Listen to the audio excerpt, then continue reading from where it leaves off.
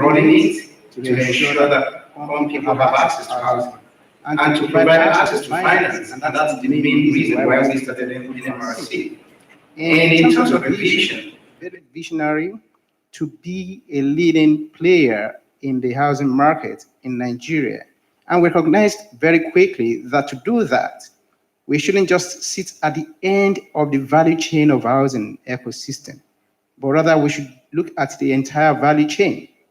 And we started decoupling things right from refinancing, which essentially should have been the end of the road for most people, but we took it all the way back to looking at land titling. So we looked at the construction finance, we looked at the primary mortgage. So these are the primary customers to us. Then we looked at the refinancing aspect. And it was at that point we engaged CBN as well as NBS to start pulling data together for the housing market in Nigeria. And that was when we developed the Housing Market Information Portal. Thank you very much, Prof, for that.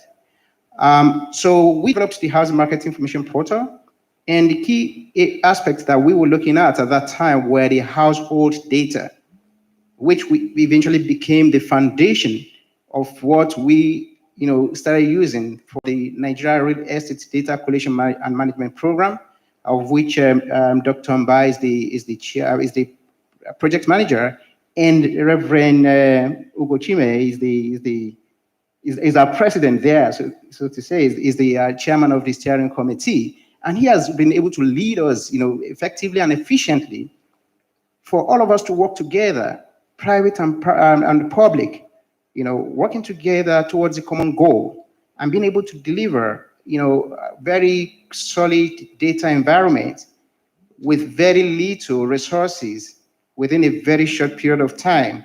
And this is something that is novel in Nigeria that we should continue to build on. And I thank you again for that, President. So with respect to what we're doing at NMRC and taking this forward, so as to be able to ensure that we are really touching the real information to grow the housing market and provide affordable housing to our we linking the macroeconomics data to the overall housing data. And we can see some real correlations between the number of the population growth, the income of our people, the number of the average household in each of the geopolitical zones, and again looking at what we consider to be the housing conditions, which we've been failing to look at. Having like 20 million houses, it doesn't mean that all these houses are formal dwellers. So for the ones that have poor housing conditions, we shouldn't really be looking at them as real housing, but we should be looking at how to upgrade them. And these are some of the things that we started looking at bringing up from the data collation that we're doing and the analysis and if the eventual policy making that is going to come out of it. Last year, we also did a lot of work around the housing finance ecosystem, and we talked about the demand and supply in the housing market and how we can do the matching between demand and supply. This particular program was led by FSS 2020 and CBN, and they brought in NMRC to help them in taking this forward. So we've got some of these, all of this coming together at the same time. One key thing I would like to just point out is in terms of the population and the age bracket in Nigeria, between the age 0 to 14, we've got about 43.5% of the population in this bracket. The range of 15 to 64 years old, we've got about 53.8. So that means between 0 and 64, we have 97.3 Nigerians within this age range, while 64 and above is about 2.7. And you can see very quickly that the pressure on housing is going to continue to grow as as the country moves forward into the near future. So it is very critical, it's important that we know this and we plan adequately so that the demand and supply, we can do proper matching between demand and supply going forward. This is very, very important. And again, Dr. Mba talked about the household income. When we did the survey in 2016, 2017 at NMRC, we could see very clearly the bell curve of household income. Now we know that most of our people earn between 0 and 70,000 naira.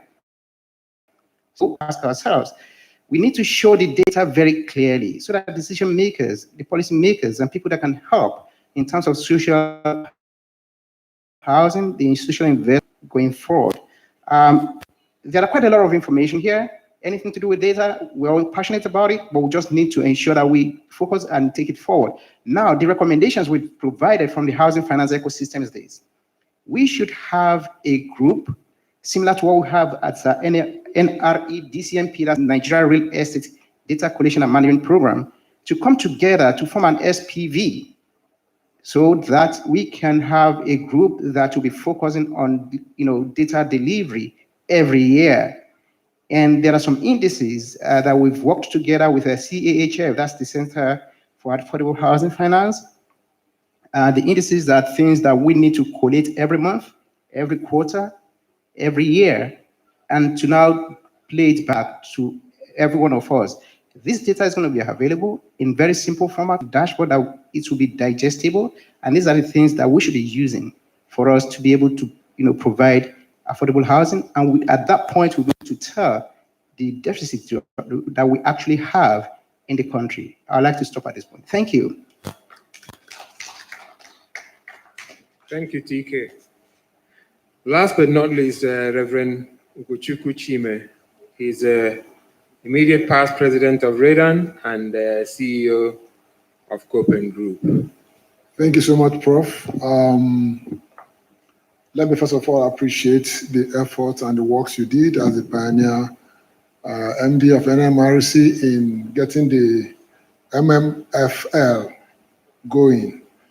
Many people may not know that the modern mortgage and foreclosure law was one of those instruments that made so many of us who are players in the industry be very happy, because it solved a major problem. If it can be domesticated across board in all the 30 states, it will move the dial forward. And then when I looked at the topic for the other session about talking about housing stock, I was worried. I'm more in line, because keeping housing stock is not like storing a goosey. It's a different ball game altogether. It has to do with data. Now, my two colleagues, Dr. Mba and TK, have spoken, and I must appreciate them. Like Dr. Mba mentioned, we had a problem, and that problem came in January 2016 when we had the Shelter Africa meeting hosted by Nigeria, the then new Minister for Housing, Works,